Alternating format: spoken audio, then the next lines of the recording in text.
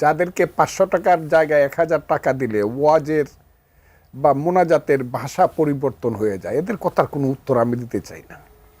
এদেরকে আমার এত বেশি করুণা হয়। বড় বড় মৌলানা সাহেবরা ইউনুস সুৎখোর, এর চেয়ে মহাপাপী আর কেউ নাই। এখন আসার সময় দেখলাম সেই মৌলানা সাহেবই দোয়া করতেছে, হে আল্লাহ, নবীর পরেই যাকে স্থান দিতে হবে সেই ইউনুসের পক্ষে বলেন সবাই আলহামদুলিল্লাহ। আমরা বেশ কিছুদিন ভারত পন্থা শুনেছি, এখন শুনে পাকিস্তান পন্থার কথা এবং বাংলাদেশ পন্থার কথাও বলা হচ্ছে। হেফাজতে ইসলামের যুগ্ম মহাসচিব মাওলানা আজিজুল হক বলেছেন, বাংলাদেশে পাকিস্তান পন্থা বলে কিছু নেই। তিনি এমন মন্তব্য করেছেন, কিন্তু আমরা তো হামেশা এই শব্দগুলো শুনতে পাচ্ছি। এই শব্দগুলো আসলে কি? যাদেরকে ৫০০ টাকার জায়গায় ১০০০ টাকা দিলে ওয়াজের বা মোনাজাতের ভাষা পরিবর্তন হয়ে যায়, এদের কথার কোনো উত্তর আমি দিতে চাই না। এদেরকে আমার এত বেশি করুণা হয়। বড় বড় মৌলানা সাহেবরা ইউনুস সুৎখোর, এর চেয়ে মহাপাপী আর কেউ নাই। এখন আসার সময় দেখলাম সেই মৌলানা সাহেবই দোয়া করতেছে, হে আল্লাহ, নবীর পরেই যাকে স্থান দিতে হবে সেই ইউনুসের পক্ষে বলেন সবাই আলহামদুলিল্লাহ। এদের কথার এই ৫০০ টাকা ১০০০ টাকা যারা মানুষের ঘরে খায়া লিল্লা খায়া যারা বড় হইয়া বড় বড় কথা বলে, এদের কথা এদের কোনো সেন্স কাজ করে বলে আমি মনে করি না। তবে আমি একটা কথা বলি, এরা হইল মোল্লা মুন্সি। মোল্লাতন্ত্র কিন্তু ইসলাম নয়, ইসলাম কিন্তু মহান। মোল্লাতন্ত্র চিরদিন ইসলামকে ছোট করেছে। কাজে এই বাংলাদেশে মোল্লাতন্ত্র হয়েছে আর ধর্মের নামে ব্যবসা শুরু হয়েছে। এই যে ব্যবসায়ীর দল, ধর্মের নামে যারা ব্যবসা করতেছে, তাদের কথার উত্তর দিতে গেলে এই যে তারা হাজারে হাজারে জমা হয় সোহরাওয়ার্দী উদ্যানে, কোত্থেকে প্রতি শুক্রবার পাইছে আল্লাহর মহান দিন, শুক্রবারের জুম্মার নামাজ পড়েই হাজারে হাজারে ওই মাদ্রাসার ছাত্র পাইছে, গরিব মানুষের সন্তানেরা।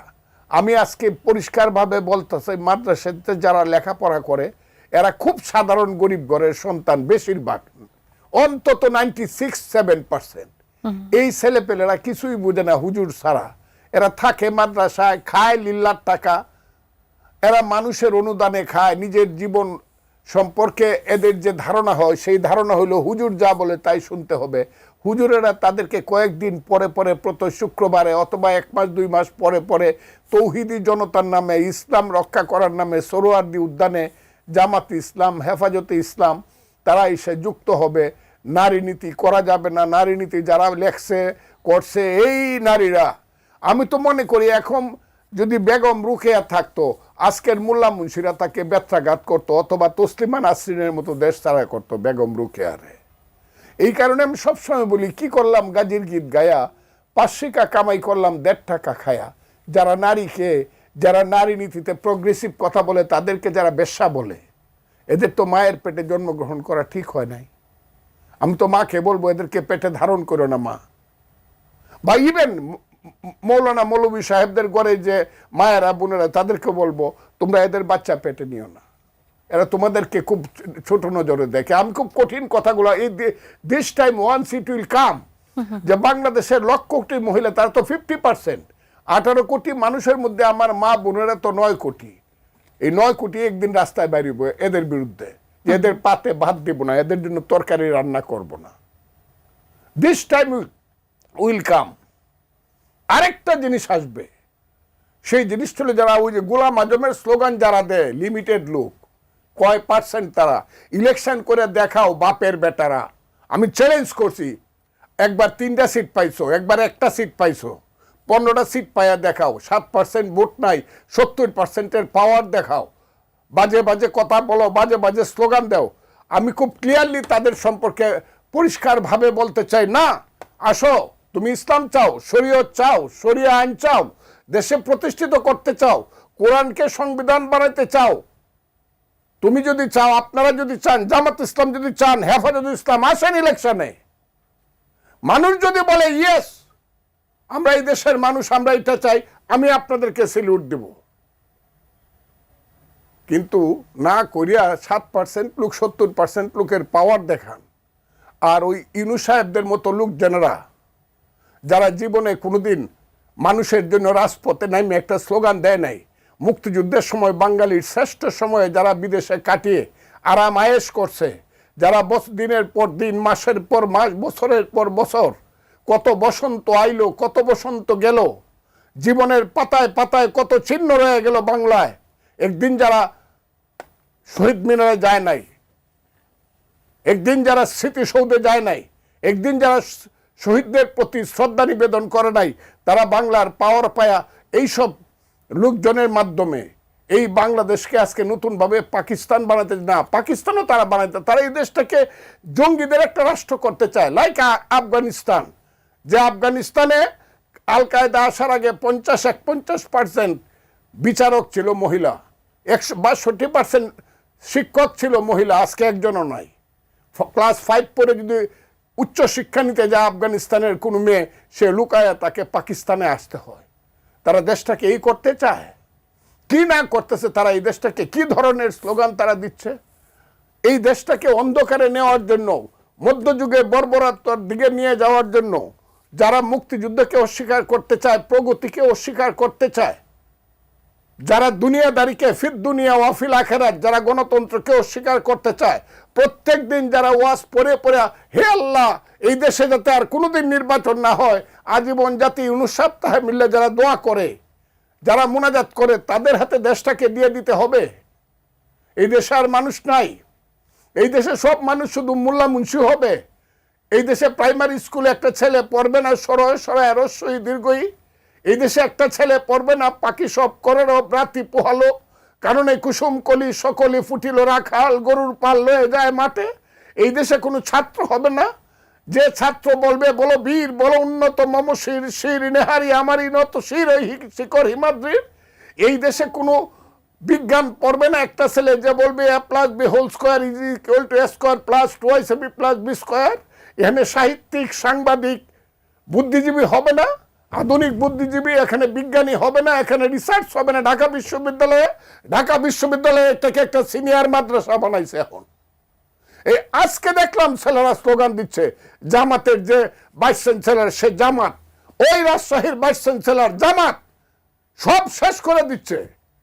এটাকে কি আমরা বাংলাদেশের সিনিয়র মাদ্রাসা বানানোর জন্য 1921 সনে সারা বাঙালি জাতির স্বপ্নে ঢাকা বিশ্ববিদ্যালয় হয়েছিল, যে বিশ্ব বলে থেকে দিনে দিনে মাসে মাসে বছরে বছরে ক্ষণে ক্ষণে ক্ষণজন্মা পুরুষেরা জন্মগ্রহণ করেছিল, মহামানবরা জন্মগ্রহণ করেছিল।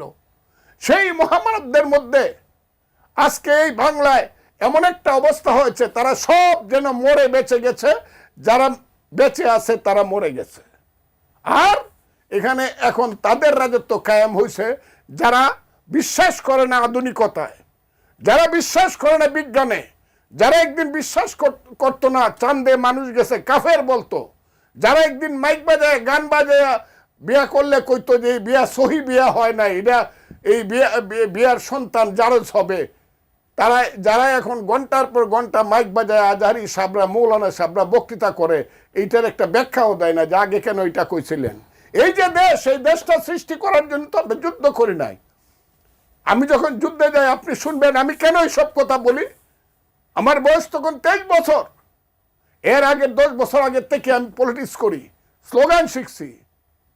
তোমার আমার ঠিকানা পদ্মা মেঘনা যমুনা, জেলের পর জেলে গেছি, মাসের পর মাস পাকিস্তান আমলে। খুব ছোট ছেলে ছিলাম না, মুক্তিযুদ্ধের সময় MA ফাইনাল ইয়ারে পড়ি ঢাকা বিশ্ববিদ্যালয়ে, 116 নম্বর ইকবাল হলে থাকি।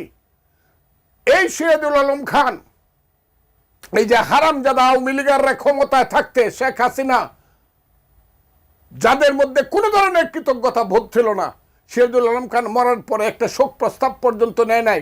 সেই সিরাজুল আলম খান তৎকালীন বাংলাদেশের শ্রেষ্ঠ রবীন্দ্রসঙ্গীত শিল্পী জাহিদুর রহিম রে ডাকে আইনা বললেন, জাহিদ ভাই এই গানটা গান তো, আমার সোনার বাংলা আমি তোমায় ভালোবাসি, এটার আমি ফজলুর রহমান সাক্ষী।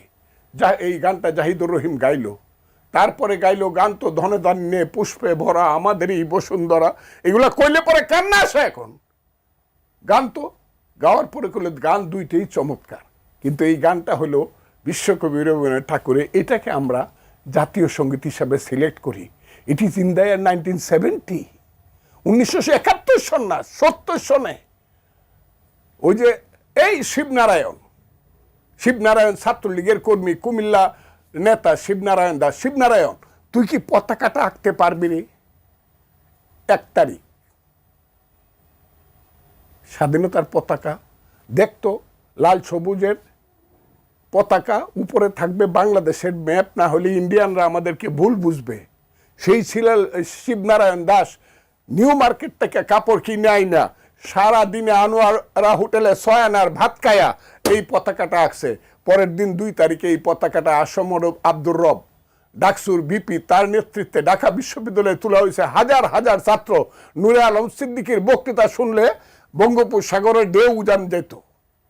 সেই সব ছাত্র নেতা ছিল, এইসব ছাত্র নেতা না যাদের বাড়িতে গড় নাই দোয়ার নাই, মানুষ আছে রাও নাই কয় আমাদের দেশে। এইসব ছাত্র নেতারা ভিক্ষুকের ছেলে না, যে দিনে দিনে 400 কোটি টাকার মালিক 4 মাসে হয়ে যায়, এরা না। নূরে আলম সিদ্দিকী হওয়া তো সোজা না, তুফাইল আহমদ হওয়া তো সোজা না। স্বাধীনতার পরে অনেক নেতা হয়েছে, আমাদের বন্ধুরা নেতা হয়েছে, আমরাও কিছু রাজনীতি করছি, ছাত্র রাজনীতি। আমি কেন বলি, এই যে যুদ্ধটা হয়েছে এত সহজ না। কত মায়ের বুক খালি হয়েছে, কত বাবা সন্তান হারা হয়েছে, কত মা স্বামী হারা হয়েছে, কত বাড়ি ঘর পরে সরকার হয়েছে। আমার এলাকাতে 36 নামে একটা গ্রাম ছিল, আমার বাড়ির থেকে 2 কিলোমিটার দূরে। সেই গ্রামের একদিনে পাক বাহিনী 400 মানুষকে গুলি করে মারছে। সেই স্বাধীনতার ব্যাপারে এখন যখন প্রশ্ন উঠে, ইচ্ছা করে ইউনূস সাহেবকে বলতে, আরে ইউনূস সাহেব আপনি স্বাধীনতার কি জানেন, আপনি কেন এদের ধরেন না?